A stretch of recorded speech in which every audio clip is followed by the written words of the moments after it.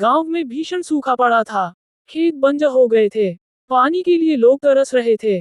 मोहन के पास कोई काम न बचा तो वह रोजगार की तलाश में पास के सरोजपुर गांव पहुंचा। वहां उसे एक अमीर किसान कैलाश सेठ मिले। मोहन ने हाथ जोड़कर कहा, सेठ जी काम चाहिए। कुछ भी कर दूंगा। सेठ बोले, मेरे पास 45 गाय भैंसे हैं। उनका गोबर साफ करना, चारा पानी देना होगा। महीने के 200 रुपये और खाना मुफ्त मिलेगा। मोहन ने तुरंत स्वीकार कर लिया और गौशाला में ही रहने लगा। वह रोज सुबह से पहले उठकर ईमानदारी से काम करता।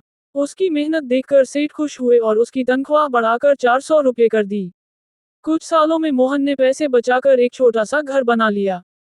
पर उसे चिंता सताने लगी, गांव में चोरियां बढ़ रही थीं। उसने सोचा, मेरी कमाई कहीं चोरी हो गई तो। इसलिए उसने अपने 5,800 रुपये पास के जमींदार रघुवीर के घर सुरक्षित रखने के लिए दे दिए। रघुवीर ने मुस्कुराकर कहा, चिंता मत करो, तेरे पैसे सुरक्षित रहेंगे। 2 साल बाद मोहन पैसे लेने गया तो रघुवीर मुकर गया। कौन से पैसे? कोई सबूत है? मोहन हाथ जोड़कर रोता रहा, लेकिन उल्टा उसे पीटकर भगा दिया गया। टूटा हुआ मोहन 2 दिन काम पर नहीं गया। ये बात सुनकर कैलाश सेठ खुद उसके घर आए।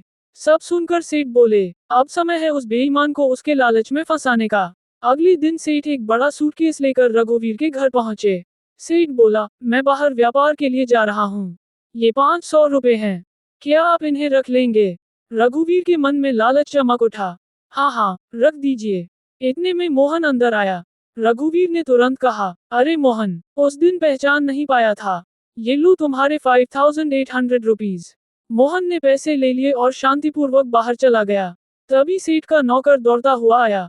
मालिक, व्यापारी अब खुद उनके घर आ रहे हैं। अब पैसे रखने की जरूरत नहीं। सेठ ने सूटकेस उठाया और बोले, धन्यवाद रघुवीर जी। रघुवीर समझ गया कि वह लालच में खुद ही फंस गया। सेठ ने मोहन के कंधे पर हाथ रखकर कहा, मेहनत की कमाई कभी व्यर्थ नहीं जाती। जो दूसरों का हक खाता है, उसका हक ऊपर वाला खुद छीन लेता है।